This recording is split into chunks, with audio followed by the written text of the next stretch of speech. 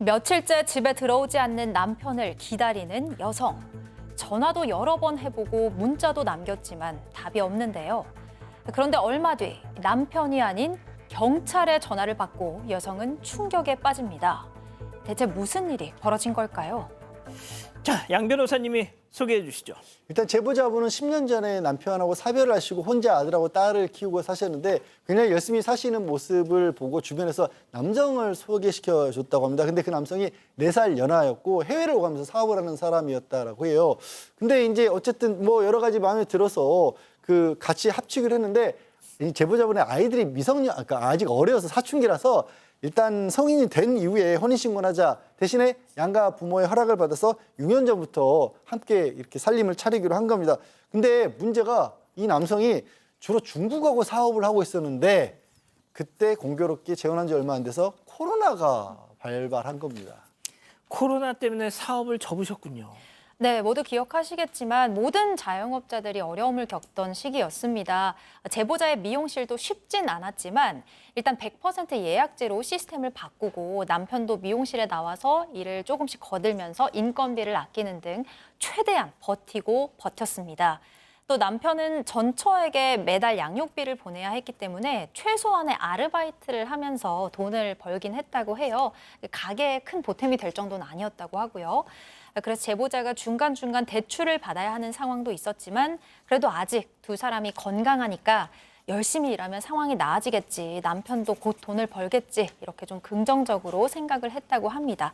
그런데 남편이 아르바이트를 하고 미용실에 나와서 일을 돕는 건 정말 잠깐이고 그 외의 시간에는 코빼기도 보이지 않았습니다. 한두 번도 아니고 계속적으로 보이지 않았다고 합니다. 일 때문에 사람들을 만나러 다닌다고 했었는데 알고 보니까 그것도 다 핑계였습니다. 자, 그럼 제보자 얘기 직접 한번 들어보시죠.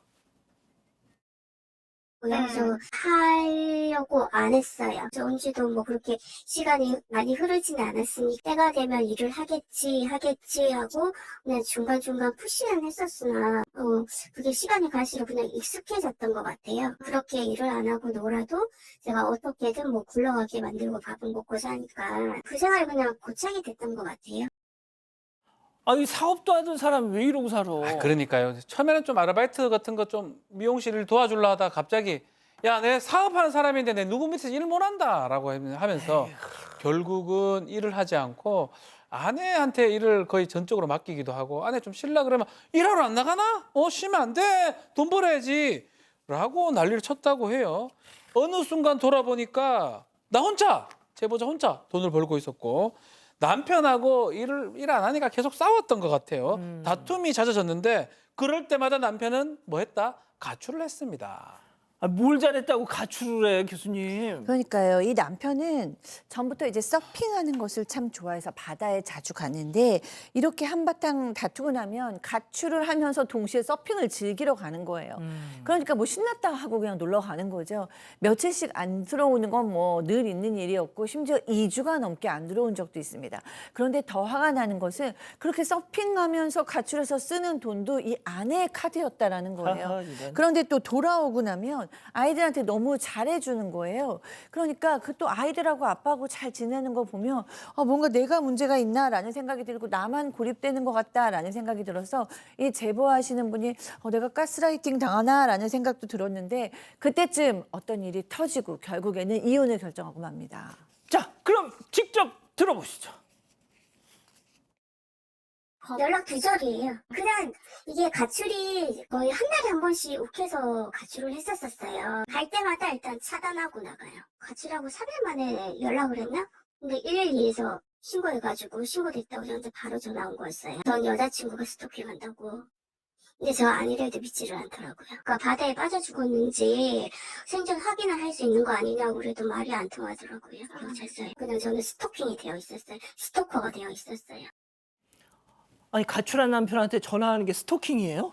아니죠. 그러니까 가출한 남편에게 너무 화가 나서 며칠 연락을 안 하다가 3일 뒤에 남편에게 연락을 했는데 그마저도 연락이 닿지 않았습니다.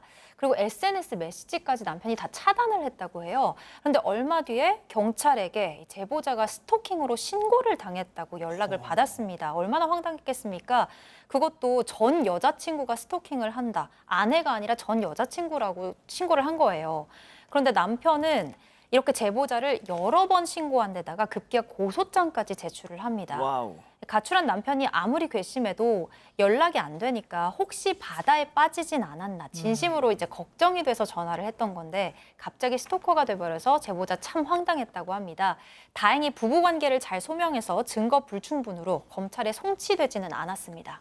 진짜 별 인간들이 다 있군요. 맞습니다. 그렇지만 계속 황당한 행동이 반복되는데요. 결국 제보자가 할 수 없다고 해서 이 사실혼 관계인데 이혼에 해당하는 사실혼 관계 파기 소송을 제기를 했고요. 뭐 재산이나 이런 것도 나눠야 되는데 이 남편이 자기는 사실혼 관계 아니라고 주장을 했지만 재판부에서는 이건 사실혼 관계 인정하지 않을 수 없다라고 돼서 재산 나누는 게 가장 중요한데 예. 빚이 많았어요. 아. 억대에 가까운 빚이 있었기 때문에 반씩 나누라고 재판부가 명령을 내렸습니다. 빚도 나눠라. 네, 문제가 발생합니다. 남편이 본인 몫의 빚을 갚지 않고 중국으로 도망을 친 겁니다. 아이고야. 중국에 가서 뭐 사업을 한다면서 또 도망가 버렸고요. 지금은 연락도 되지 않는 그런 상황입니다. 양 변호사님 어떻게 해요? 좀 제보자분 입장에서 굉장히 답답한 상황이긴 한데요. 문제가 있습니다. 이게 사실혼 관계인데도 재산 분할을 인정을 했다라는 건 이게 이 빚이 한 사람이 일방적으로 진 게 아니라 공동 책임이라는 얘기인 거든요. 그러니까 돈을 빌려준 사람 입장에서는 이거는 저 남편 몫이니까 남편에게만 받아 이렇게 할 수 있는 건 안 되는 겁니다. 그러니까 이 전 남편이라는 사람이 빚을 안 갖고 있는 사이에 이거 자체가 빚이 커지고 더 그 공동의 빚 몫이 커지는 거라서 일단 뭐 먼저 갚으신 다음에 그 내용을 가지고 남편에게 나중에 받아내는 수밖에 없어 보입니다.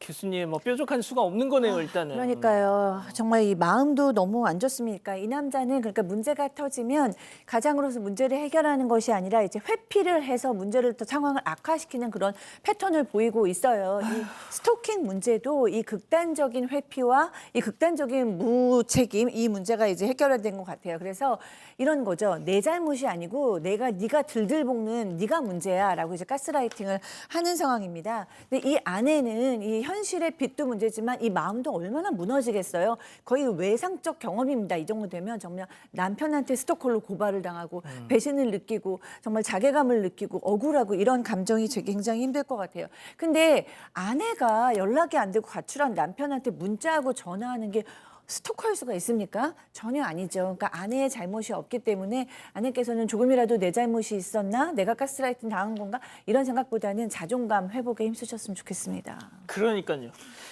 진실추적자 사건 반장 여러분을 사반 가족으로 초대합니다. 아래 구독 버튼을 눌러주세요.